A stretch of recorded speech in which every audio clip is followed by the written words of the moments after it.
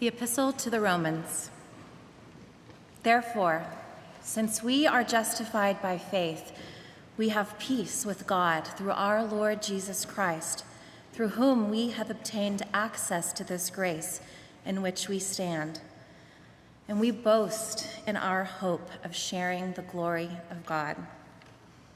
Not only that, we also boast in our sufferings, knowing that suffering produces endurance, and endurance produces character.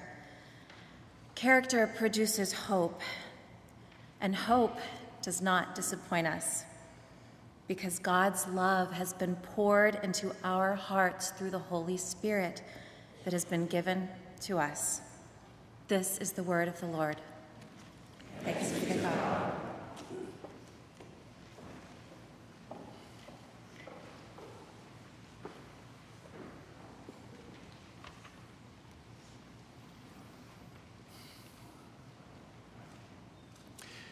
She came to Lubbock when she was 7 years old with her mother and father and 7 siblings. School was difficult. She entered in the middle of the 2nd grade.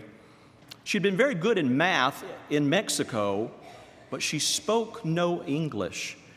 There was one other Spanish-speaking friend in her class on the first day, and she leaned over to ask the friend what the teacher said. "Shh, you'll get in trouble." And at that moment, teacher moved to her desk, loomed over her, grabbed her hand, and spanked it. "Speak English, not Spanish." This is a true story. Many years later, many decades later, she is an American citizen. And she's surrounded by a large and loving family, many of whom have college degrees.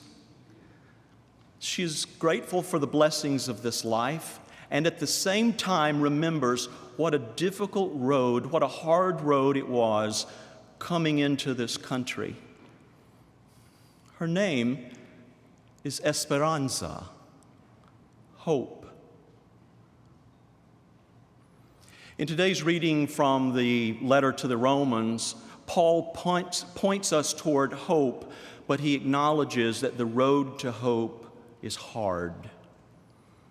Paul writes, "We boast in our sufferings.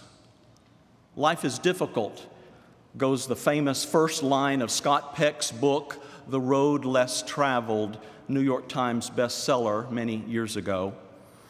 After almost 40 years of ministry, I have observed many people in the pew and colleagues and family, these who are the most amazing witnesses to the resurrected Christ, who face life and suffering with resolve, with courage, with hope.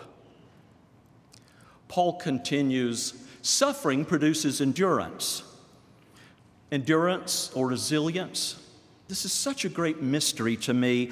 Why do some people, when faced with a profound loss, lose all hope for living, and others forge ahead, sometimes flourishing again in different ways, eventually? How do we keep going when things seem insurmountable? The story of Lewis and Clark and their undaunted courage is an extraordinary one, though we'll acknowledge there's a shadow side even to that amazing story. Author Todd Bolsinger comments on the core of discovery with this: "What do you do when you've invested all your time and energy in learning to be an expert in paddling a canoe, but then you come face to face with the Rocky Mountains? No matter how good you are in a canoe, you can't cross a mountain in a boat." Something more is required, and that something is endurance. Paul again, endurance produces character. We occasionally use the phrase around here, if you've been here very long, you've heard it, the Wilshire way. And to be sure, it means different things to different people. But part of what we mean by the Wilshire way is a clear congregational identity. In the conversations and the work of the Pastor Search Committee, keep praying, folks, we have agreed this clarity of identity is such a gift. As one Pastor Search Committee member said recently, Wilshire has a way of doing the right thing at the right time. Well said. But let's acknowledge this character, this clarity of identity, has emerged from times of challenge and even difficulty. Character produces hope, and hope does not disappoint us. In George's final sermon on May 1st, he referenced Aristotle. Courage is the virtue at the root of all other virtues. Indeed, but consider this: hope is the cosmic energy that powers all the other virtues. Hope sees the world as an adventure. Hope believes that life is good. This robust theological idea of hope is one of the dominant themes of George's preaching among us, if you've been listening, and I know you have, and it will be one of his legacies to us. George, for this, we thank you. Finally, back to Paul, we boast in the hope of sharing the glory of God. What is hope good for?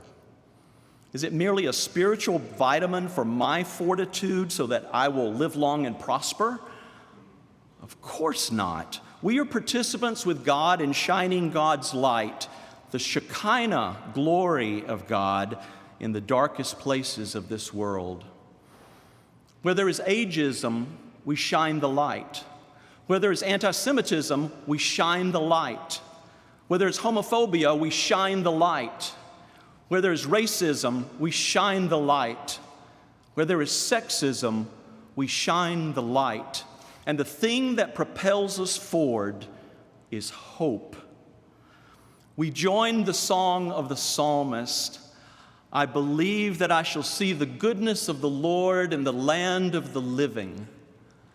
This is hope, that we will live to see God's good future. And that we means all of us, all God's children, everybody. Wilshire, I am still hopeful. How about you? Amen.